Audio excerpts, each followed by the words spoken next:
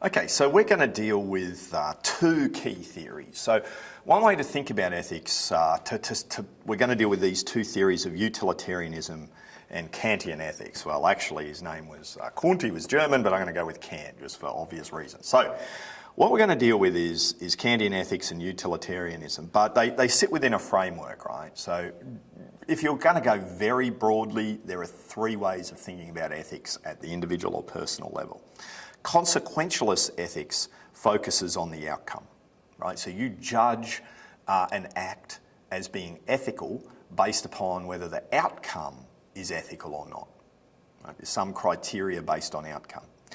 Deontological ethics focuses on what you do, right? So your duties or what you do. Is what you're doing ethical, irrespective of the outcome? So it's a very different focus on the action. And then finally, virtue ethics focuses on the person. So you often ask a question, what would an ethical person do? So you're not actually judging the act, you're trying to judge what an ethical person would do in those situations. And that's virtue ethics. We're not really going to deal a lot with that. We're going to focus here on utilitarianism and Kantian ethics. A, for time.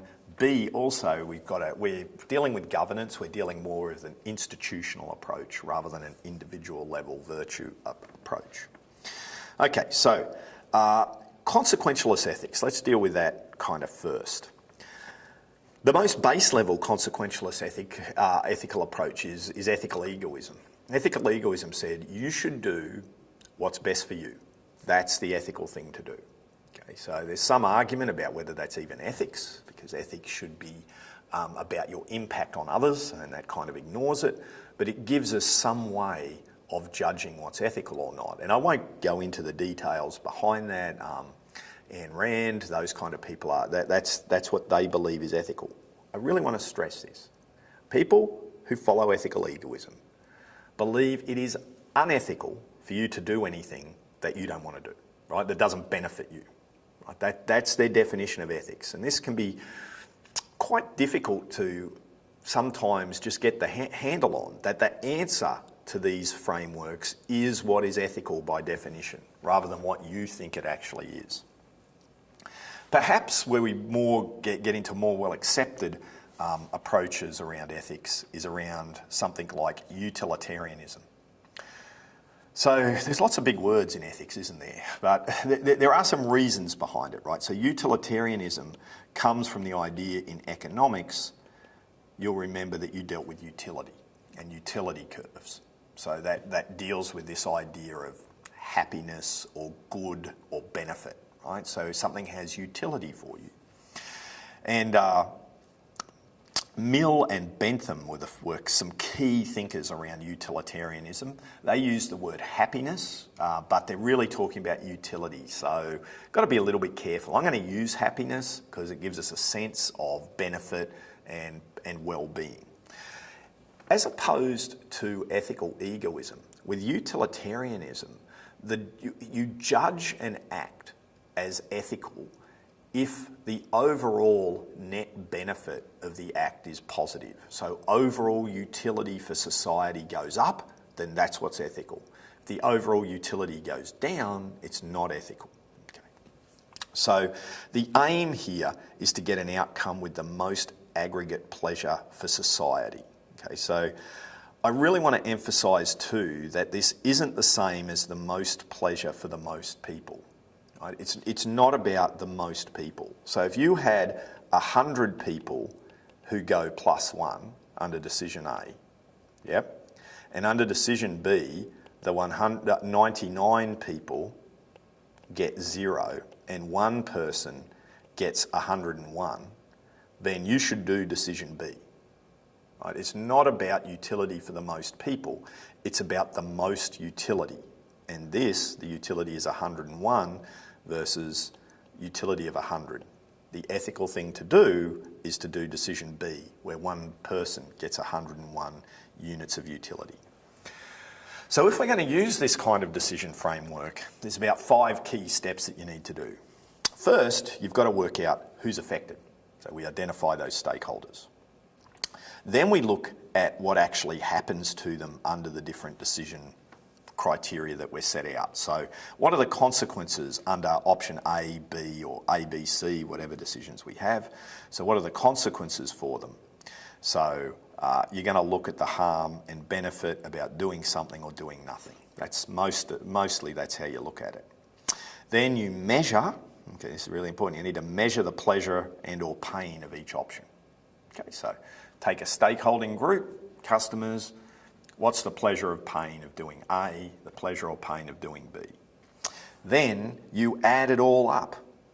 Right, so you have to go to every stakeholder, work out the pain or pleasure to them and add it all together, and then you choose the one with the biggest number, the greatest aggregate, should be just the greatest aggregate pleasure, not pain. Pain would be the negative. So what we're doing is calculating the total pleasure under the options and choosing the one with the greatest pleasure. So here's a very simplified example, 4 options, 5 people. So which option under utilitarianism is the ethical action to take?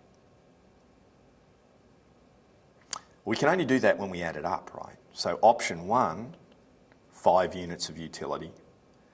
Option 2 is 2 units of utility. Option 3 is 3 units of utility. And option 4 is 6 units of utility. Okay. So very clearly from a utilitarian perspective, option 4 is the one that is ethical. And these 3 options, I need to stress, are unethical. Okay. Option 4 is the ethical decision.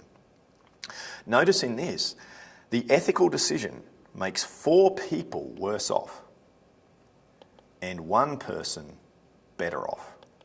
So it's not about the number of people, it's about the total utility. Really important concept. So you can probably guess that there are some practical concerns with using this approach. Despite these practical concerns, I'd suggest to you that utilitarianism is the approach most often used in business. When anyone ever talks about a cost-benefit analysis, a business case, right, they're generally talking about a utilitarian analysis. They're adding the positives and the negatives. They often substitute money for happiness, right, and use money as the measure of happiness, just like economists substitute money for utility when they do studies. So I think utilitarianism is often one of the go-tos in business decision making. So what are the problems with using this approach? Well, there's numerous. How do you identify all the stakeholders, right? There's so many. So in the end, what do? You do shortcuts. You look at the stakeholders who can affect you, or the most important stakeholders, which may miss some important stakeholders. Okay, then how do you know who benefits or harms from them? Okay, so we start making assumptions about the average kind of impact on someone. How do you actually estimate happiness? I mean, that's a very difficult issue. When you actually go to do an ethical analysis, this is something you need to be really careful of. What's your scale? Is there true relativity in your scale? You know, so if you're going to say on a scale of -10 to +10, losing your job is -10, well, actually that doesn't make sense, right? I think dying would be -10. So what is losing a job, right? Is it -5? Is it -2? And that's going to vary by where you are in life. So this idea of measurement of the benefits and the harms and the utility can be quite difficult. So in business, we often substitute money for this benefit or harms. And then how do you assess the future? So all decisions have uncertainty. So take for instance, you think about doing something illegal. I don't know, VW, thinking about some technology to get around testing for emissions. When you actually make that decision, if anyone's thinking about doing that, in their head they're looking at the costs and benefits, maybe to them personally rather than the company, but let's just say even they're looking at the company and society, looking at the positives and negatives. They actually don't know if they're going to get caught, right? Because you'll get a different outcome if you get caught than if you don't get caught. So what you have to be able to do is also factor in uncertainty. into it. So it becomes quite complicated once we start factoring in uncertainty. One of the major real problems with a utilitarian analysis is what we saw back here, right? When we saw option 4. You can benefit one person a lot at the expense of a number of people. And some would argue, well, that's not really an ethical argument. And in fact, one of the biggest criticisms is that if you just look at total happiness, what you end up with is a system that can oppress a minority. Right? If you make a minority a bit worse off, but you make enough people better off, I don't know, say under slavery, theoretically that could be ethical under a utilitarian analysis if the positives outweigh the negatives. So that's a key kind of criticism of just using a utilitarian approach. There's also, other practical elements. I like this last one. It can be too strict when it's applied. So for instance, if you looked at the utility, I don't know, buying McDonald's, which should be $10 if there is any utility. But let's imagine there's utility in buying McDonald's and that we get some pleasure out of that versus giving $10 to a villager in a developing country. Right? That $10 could have a huge amount of impact, far more than a McDonald's meal. And if you systematically apply that all the time, every time about every decision, then you'd never have takeaway food, you'd probably never spend any money on yourself. So is it really are we practically able to use utilitarianism all the time? So that's a look at utilitarianism. Next, we're going to look at Kant.